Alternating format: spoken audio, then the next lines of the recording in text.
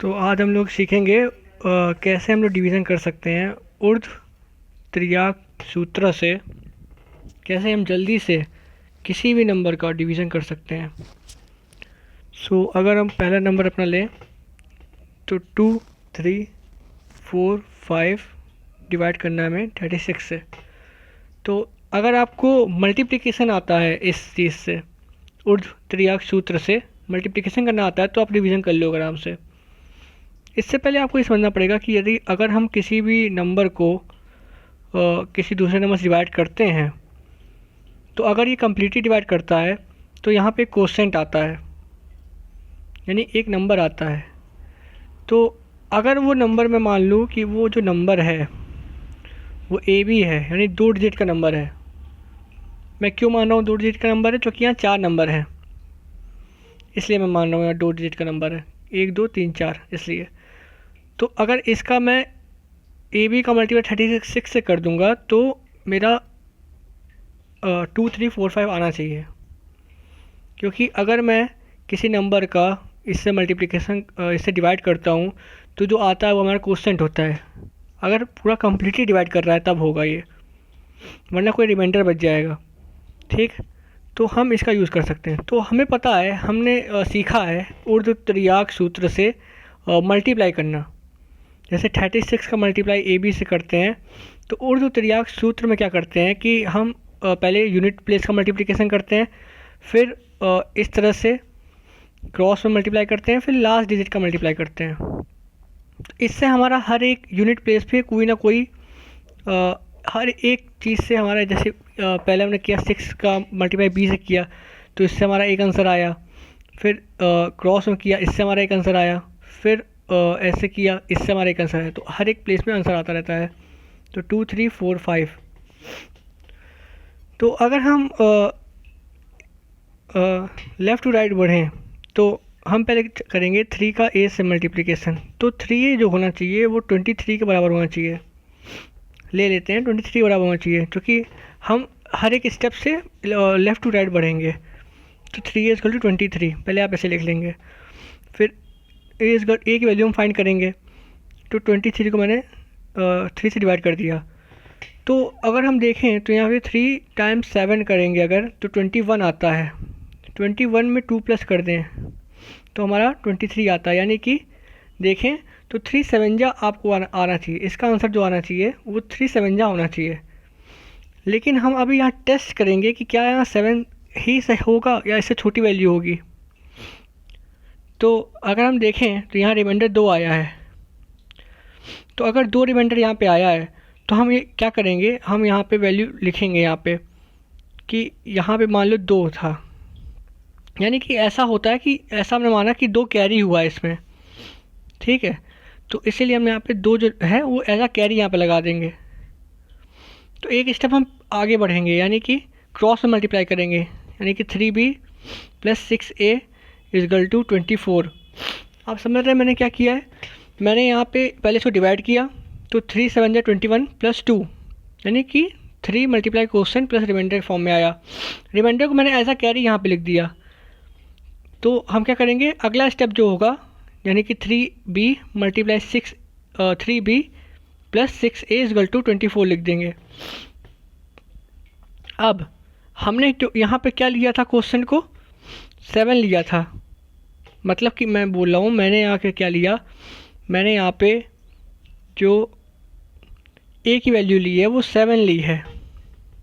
इसका मतलब ये है कि मैंने a की वैल्यू 7 ली है। तो अगर मुझे टेस्ट करना है कि a की वैल्यू मैंने करेक्ट ली है तो मैं यहाँ पे पुट करके देखूँगा।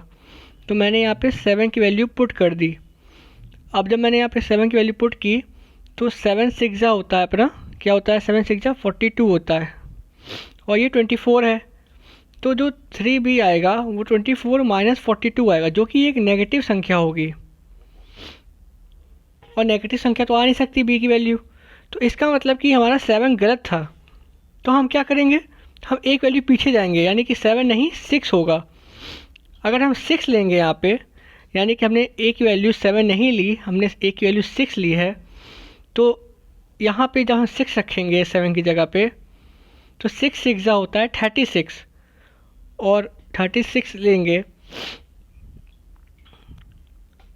अगर हमने यहाँ पे 7 की जगह 6 लिया तो 3 टाइम्स 6 प्लस 3 6 18 और 5 23। तो यहाँ पे हमारा रिमाइंडर क्या आएगा? 5 आएगा।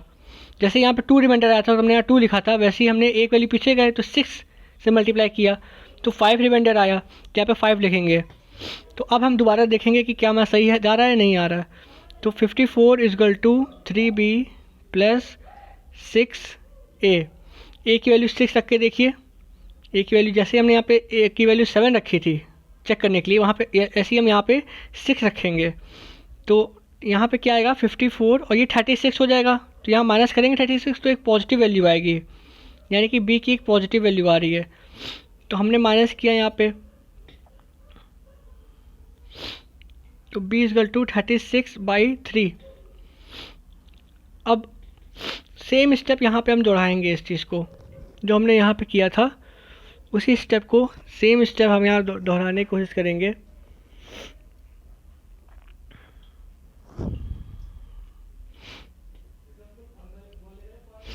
ये 36 कैसे, यहाँ पे 18 आएगा।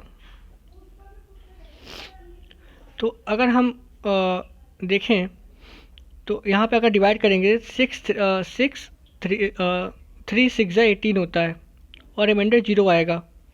पहली बार मैं अगर कर रहा हूँ मैं, तो 0 हमारा क्या है? रिमाइंडर है, तो यहाँ पे 0 लिख देंगे हम। तो लास्ट का जो मल्टीप्लाई बचा है, यानी कि हमने देखो क्रॉस में कर लिया, क्रॉस वाले से ट्राई कर लिया, अब लास्ट में है हमारा 6b इजगल टू 0.5। अब अगर जो हमने आया हमारे b की वैल्यू, हमने b की वैल्यू 6 ली है, तो 6 यहाँ पुट करो तो क्या आया? 36। तो अगर देखोगे आप तो 5 माइनस 36 जो कि एक नेगेटिव वैल्यू है, तो ये सेटिस्फाई नहीं कर रहा है, तो एक पीछे जाएंगे। तो पीछे जाएंगे तो b की वैल्यू 5 रख के देखते हैं। अगर b की वैल्यू हमने 5 रखी तो 3 5 जब 15 होता है और 15 प्लस 3, तो यानी 3 हमारा रिमाइंडर हो गया। अब यहाँ 0 की जगह 3 रख के देखते हैं, तो 6b इजगल टू 35। अब अगर हम b की वैल्यू डालेंगे जो कि 5 होता है, तो 35 माइनस 6 इंटू 5 30 आ गया, यानी कि 5, यानी कि एक पॉजिटिव वैल्यू आ गई। तो हमने क्या देखा कि हमारा जो 5 है वो हमारा रिमाइंडर है, यानी जो लास्ट में आया है वो 5 हमारा रिमाइंडर है। और हमारा जो क्या है, हमारा क्वेश्चन क्या है? हमारा क्वेश्चन ए भी है, यानी ए की वैल्यू क्या आई है? ए की वैल्यू हमने यहाँ से टेस्ट किया और टेस्ट पता चला कि ए की वैल्यू जो हमारी सही है हमारी 6 सही है। तो 6 और बी की वैल्यू 5, तो ए बी की वैल्यू ये है। तो ये हमारा क्वेश्चन है। क्वेश्चन क्यों है ये? क्वेश्चन इसलिए है ये क्योंकि ए बी जो हमारा था वो हमारा क्वेश्चन था, जो कि 36 से अगर हम 65 का मल्टीप्लिकेशन करेंगे, 65 का मल्टीप्लिकेशन करेंगे तो ये आएगा। तो इसका मतलब 36 को अगर इससे डिवाइड करेंगे तो हमारा जो आएगा वो 65 प्लस 0 आएगा, यानी 65 प्लस 5 आएगा रिमाइंडर हमारा। तो थोड़ा कॉम्प्लेक्स था ये तरीका, आपको लग रहा है, लेकिन जब प्रैक्टिस करोगे आप तो बहुत इजी वे में हो जाएगा। ये तो मैंने एक्सप्लेन किया इसलिए बहुत लंबा लग रहा है, लेकिन बहुत आसान तरीका है। चलिए एक और एग्जांपल इसका लेते हैं हम लोग।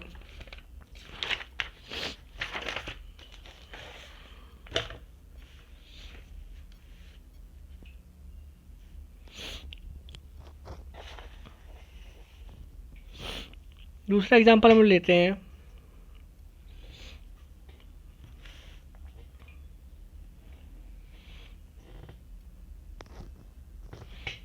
फाइव सिक्स 7 8 8 का, जिसको हमने डिवाइड किया है 74 से। अब आपको मैं एक चीज़ समझाना चाहता हूँ, वहाँ पे 4 डिजिट थी इसलिए हमने 2 डिजिट का हमने ए भी लिया था। लेकिन अगर सोचो आप कि यहाँ हम किससे मल्टीप्लाई करेंगे कि 1 2 3 4 5 आ जाएगा, तो यहाँ जरूर यहाँ 5 3 डिजिट ऊपर होंगी, तभी तो हम मल्टीप्लाई करने में हमारा जो नीचे डिजिट संख्या आएगी वो 1 2 3 4 5 की आएगी। और ईजी करने के लिए यहाँ 0 लगा लो, थोड़ा आसान करने के लिए।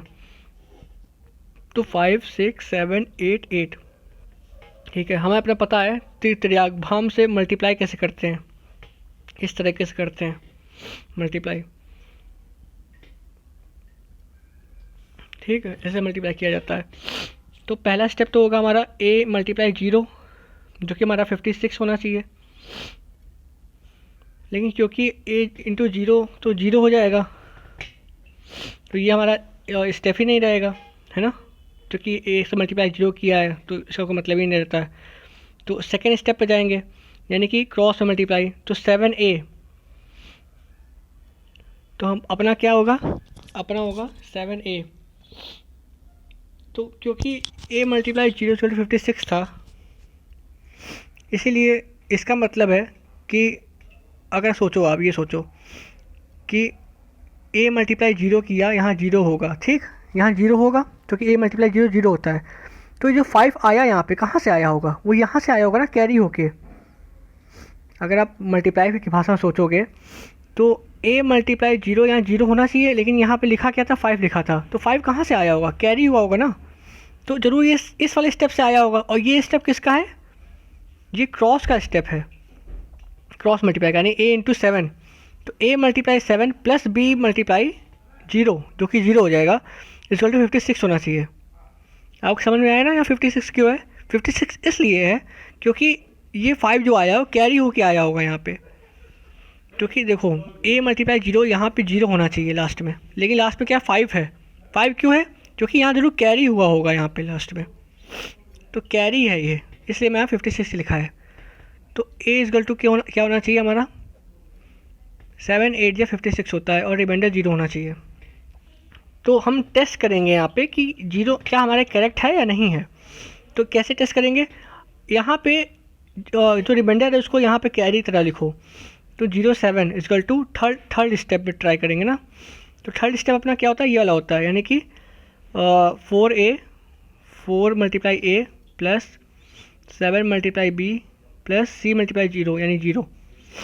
अब हम यहाँ पे a की वैल्यू डालेंगे, जो कि हमारी क्या आई है, 8 आई है, तो 4 टाइम्स 8 इक्वल टू 7। तो ये तो हमारी नेगेटिव वैल्यू आ जाएगी b की, अगर यहाँ से b की वैल्यू निकालोगे आप तो ये तो हमारी नेगेटिव वैल्यू दे देगा, तो ये हमारा गलत है। अच्छा, एक चीज़ आप नोटिस करो, जब भी जीरो आएगा ना, जब भी जीरो आएगा तो ये कभी सेटिस्फाई नहीं करेगा, यानी जीरो आएगा तो हमेशा एक सिंगल डिजिट की वैल्यू रहेगी और हमेशा नेगेटिव वैल्यू आ जाएगी। तो जीरो आएगा तो आप खुद ही स्किप कर दो स्टेप को, यानी कि ये सेटिस्फाई नहीं कर रहा तो एक पीछे लो, 7 लो, तो 7 7 जा होता है 49, यानी कि 7 बचेगा और बचेगा ना, 7 7 जा 49, 49 और 7 56। तो ए की वैल्यू जो हमारी है 7 है, ए की वैल्यू हमारी 7 है और 7 कैरी के रूप में है, यानी यहाँ जीरो नहीं, यहाँ 7 कैरी के रूप में है। तो ट्राई करते हैं कि क्या हमारा सही है या ये भी गलत है, देखते हैं। 77 और ए की वैल्यू डाली 7, तो 7 4 जा 28,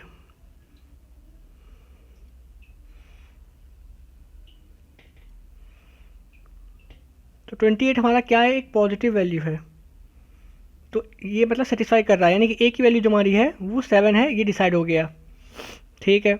अब बी की वैल्यू देखते हैं, तो 77 को जब हम 28 से अगर हम 77 में अगर 28 माइनस करेंगे तो हमारा क्या आएगा,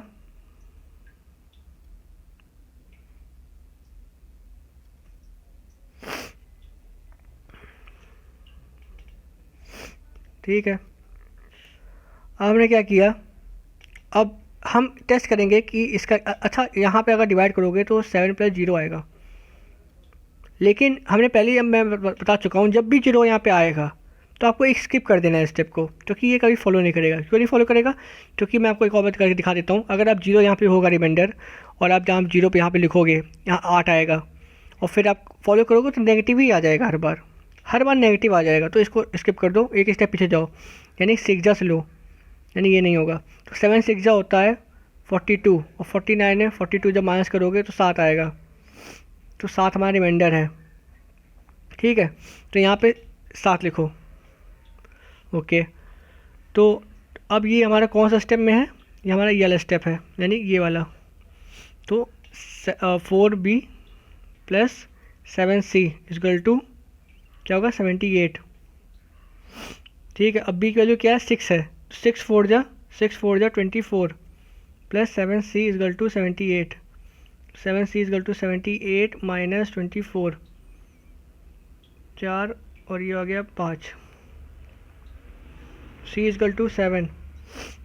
ठीक, अब क्योंकि ये सेटिस्फाई कर गया तो यानी कि बी की वैल्यू जो है हमारी 6 है, ये भी चलो पक्का हो गया। अब इसका देखते हैं, तो 7 7 जा 49 होता है और 5 रिमाइंडर आ जाएगा। क्या ये सेटिस्फाई करेगा? ये तो अगले स्टेप पर चलेगा, सेटिस्फाई करेगा नहीं करेगा। ये रिमाइंडर इसका 5 है तो यहाँ 5 हम लिखेंगे और लास्ट स्टेप जो है यानी कि 4c is equal to 58, 4c is equal to 58। ठीक है, अब सी की वैल्यू डालेंगे, तो सी की वैल्यू डालेंगे 7, 7 4 जा 28 होता है, 28 यानी 58 माइनस 28 तो एक पॉजिटिव वैल्यू देगा, यानी कि सेटिस्फाई कर रहा है सी के लिए भी। तो इसका मतलब हमारा ए बी और सी की जो वैल्यू होगी वो होगी 7 6 7, यानी हमारा कोस्टेंट ये है। और रिमाइंडर क्या आएगा? रिमाइंडर यहाँ पे आएगा हमारा, इसको माइनस किया 28 को तो क्या आया 0 और 30, 30 हमारा रिमाइंडर है।